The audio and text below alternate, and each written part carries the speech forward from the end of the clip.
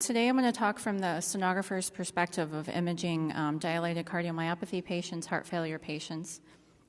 We're at an echo conference, so we all know how important echo is in the management and care of these patients. And putting this presentation together from the Heart Failure Society, I learned the statistic of approximately 1 in 4 people will develop heart failure in their lifetime. And that kind of spoke to me just about how important these echoes and exams can be. Echo, as we know, is the most commonly used modality for left ventricular assessment, and it does play a key role in therapeutic decision-making and monitoring response to therapy. And I'll just kind of interject right here about, I really kind of try to talk to our sonographers about we're not just picture takers. We need to make sure that the data and images we're acquiring are very good, the best quality we can, and that our measurements matter. So today we're going to go on a whirlwind tour of the different tips and tricks and measurements that we do with these patients. But some of the things that I hear from our newer junior sonographers, these are daily in our echo lab of a dilated cardiomyopathy patient comes in, and I hear, well, the heart doesn't really fit on my screen. How am I supposed to see it? I did contrast to rule out a thrombus, but it looks all swirly. How do I fix that? And the valve looks okay. I don't see prolapse or anything, but why is the mitral valve leaking? So here's a great slide I thought kind of tied together what we're going to be talking about here. And we can see on the top portion of the slide the critical part of LV volumes and EF assessment, the LV mass, 3D volumes, the LV diameters themselves in the peristernal view, and then down towards the bottom, of course, our diastolic assessment, our LA volumes, and our functional MR assessment. So LV size and volumes. So one of the most striking features as soon as we put down the probe typically for a sonographer is just seeing the actual size of these ventricles. Many of these patients are going to come back for 3, 6 month, year follow-up exams, and it's crucial and critical to make sure that we're getting accurate LV dimensions and volumes. Here we can see on the left-hand side of the screen, of course, just putting the probe down our first few images, the size of these ventricles, and then if we measure it out there, 8.2 centimeters. LV volumes, it doesn't fit on my screen. So I really encourage the sonographers, a lot of the geometric shape of these ventricles change and they become more rounded and spherical. We kind of lose the sense of a true apex, but it's there. We kind of have to try to find it as best we can. So know your system features. On the different systems, we are a multi-vendor lab, so whatever works in your lab, GE, Philips, Siemens. There are such buttons and assist items such as virtual or wide apex you could utilize to turn those on. It sounds kind of basic, but it's true. Try to reposition some of these patients. Some of them you have to bring and pull way towards close to you. Some push kind of more far away. And try supine. You have to get creative sometimes. And attempt those non-foreshortened images for the true apex. This, I thought, was a great representation of, we're always talking about don't foreshorten. It seems like just an easy thing, don't foreshorten your pictures. Well, what exactly does that mean? I think here with the red arrow, we can see that this is a really good representation of what foreshortening is. We're completely missing the true apex and an underestimation of our LV volumes. And then the green arrow is, of course, showing us what a truly elongated true apex looks like. Here's a real-life example of that. We can see, hopefully it'll play, right? There we go. On the left-hand side, we have the foreshortened, very rounded two-chamber view, and on the right, we have a much more elongated, true apex, left ventricular two-chamber view. And we can see that with the circles on the screen, that just some of your basic optimizations, making sure you're in the right window, we can see that the sonographer adjusted the settings from this one to the H-pen setting. We move the focus more up towards the apex. And then, of course, the underestimation of the LV volumes, where we can see that this one is far more accurate. Speaking of volumes, our 3D volume assessment. I'm going to walk through a couple slides of just the technical tips of this. It can be very challenging, but we need to remember everything we're doing is to help the doctor treat this patient, and that MRI is the gold standard for left ventricular volume assessment, of course. But if we do achieve this by echo accurately, 3D volumes do best correlate with MRI volumes. Here's just some examples of things, why this can be so technically challenging. If we have what our images look like, trying to get them into the screen the sector width, along with not foreshortening, but just examples of poor tracking and knowing what looks like good tracking and not just acquiring not good data. So some tips, as I've said probably 50 times already, is non-foreshortening, making sure your high-quality 2D image, as they say in echo, garbage in, garbage out. If your 2D image is poor, your 3D image is poor. You want to make sure that you have a good quality EKG signal, prominent R-wave for 3D. And something that's probably underutilized as well is check yourself with biplane.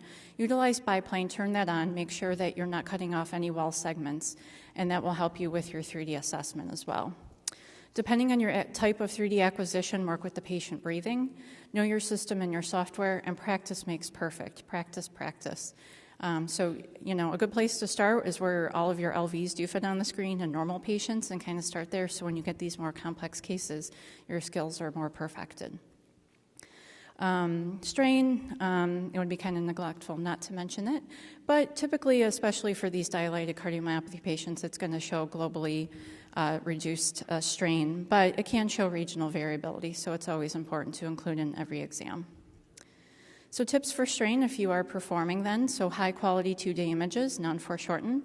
Obtain the images at the same depth and frame rate. Attempt for similar heart rates, so if you do have heart rate variability, a trick to kind of get around that if possible is to do some triplane imaging and see if that'll assist you with getting strain. And then remember to adjust your ROI to layer the myocardium, your region of interest. Don't forget that. That's a very helpful tool as well. So when would you want to use contrast for these patients? Best practice would be, if this patient's coming to your institution for the first time, is you would want to perform contrast for their baseline echo to make sure that you're accurately quantifying LV size and function. If there's a suspected thrombus or clot in this patient, if it's known that the patient is not on anticoagulation, and just overall we know they're challenging patients, so if you need better endocardial definition for volumes and functional assessment. So here is another sonographer challenge. I use the contrast to try to see the apex or walls, but my images look swirly. What do I do? So some of the things you can do is adjust your MI or your power and your focus. Don't just go with contrast preset settings. It drives me bananas. It's one of my pet peeves when you are doing contrast and you just hit the button and that's it, and however it looks, that's the end of it. Don't do that. Yes, it's a good place to start, but also know your tools and your buttons on your machine. There's lots of buttons for a reason, and make sure that you know those things, what you can adjust. And in these cases, we were always taught to not move your focus towards the apex. In these, you need to highlight and accentuate what you would like to see, and if that's the apex, don't be afraid to move your focus up. You can also attempt to inject small amounts or a bolus of the contrast to quickly get it to the apex. And then you also can work, I'm not sure, sonographer injection or your nurse that you're working with, ask for a saline flush immediately after administering the contrast to see if that can also push it through. So this was the same patient getting contrast that we saw from the prior slide of the swirly, and we can see here that adjustments were made to the settings and the MI. So they're now in C-pen. This is a Philips machine, so they were in a different setting of H-gen. Moving your focus around, and so when you move C-pen, you also affect your MI and your power. So play around with your buttons and make sure you're not settling. So this did eliminate concern for aneurysm or thrombus. And remember, if your DEFINITY or contrast image enhancer is still poor, that utilizing other imaging modalities should be suggested in the report. So it would be neglectful not to mention LVAD support devices, and we don't have time for that today. We could talk about LVADs, imaging LVADs probably for a whole session. But LVADs are some of the most challenging patients to image, and this is typically due to a lot of these patients have already had prior cardiac surgeries, the location and positioning of the device itself, artifact particularly from the inflow cannula, and limited patient mobility. I was super excited. This is atypical, but I wanted to show a very nice LVAD example. On the left, we have what we typically don't get is a 4-chamber view, and then scanning down into, we can see the inflow cannula here. And then when they don't look like that, when would you be able to use contrast, or how do you get that? So you need to be creative. Get off-axis windows, modify your windows, and all those will be your best friend. If able, try different patient positions. I know a lot of times patients will tell us, talk to your patient, that they have been told to try to avoid laying on their left side for long periods of time. So ask them what they're comfortable with, and if you need to reposition them or image supine. The use of contrast is permitted in LVAD patients. You are allowed to use contrast, as with Impella support devices. However, do not use contrast in ECMO patients. This is because they are being monitored for bubbles, and when the bubbles come through, it sets off all types of alarms for ECMO patients. So unless it's absolutely critical and you're being supervised by the ECMO staff and or staff from your lab, don't do contrast on ECMO patients. Just to kind of tie things up here, assessing a dilated cardiomyopathy patient, we're going to see evidence of MR typically, and like the sonographers will ask, well, there's not prolapse or the valve looks okay, why is there so much regurgitation? Well, that's because the atria and LV are the apical tethering, the LA enlargement is kind of pulling those leaflets apart with the restricted motion there. So we would want to assess the MR. They're typically central jets, not all the time as we know, and we want to make sure that our color flow is well optimized along with our CW depending on what type of PISA measurement we would like to get. And then of course assessing for a PISA, zooming on the valve, using color compare is always very helpful, lowering your baseline, and then making sure that we try to measure that hemispheric that sphere above the valve. 3D acquisition, I included this because, of course, we want to make sure that we've assessed the regurgitation as best as possible. And if Dr. Miyasaka were in the room, I have a little Dr. Miyasaka all the time on my shoulder telling me, always do 3D where you see the valve the best. A lot of sonographers are kind of just programmed to start with 3D in the peristernal, which isn't wrong, but if you see it here very well, go ahead and assess with 3D as well, and always utilize color as well.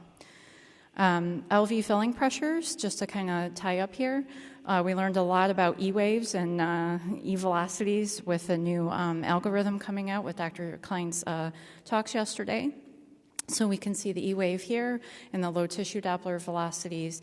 We want to make sure that our LV filling pressure assessment is good as well. So our mitral inflow, we want to make sure that the gate size is around 1 to 3 at the mitral leaflet tips. And for TDI, depending on how your system boots up, I'm not sure if most sonographers are aware that sample size should be a little larger. We don't want it small. And then adjust your gains and filters as necessary. I really feel that they're overgained sometimes, so there's an overestimation of those velocities. So the lessons we learned here, the accurate LV volumes are a very crucial parameter for performing an echocardiogram. The doctors, when they see these reports, are basing diuretics and other medical management, so our measurements matter for the team. Know when to utilize contrast and how to best optimize it, and then be familiar with the other common heart failure findings on echo and how to optimize and interrogate those as well. And thank you very much.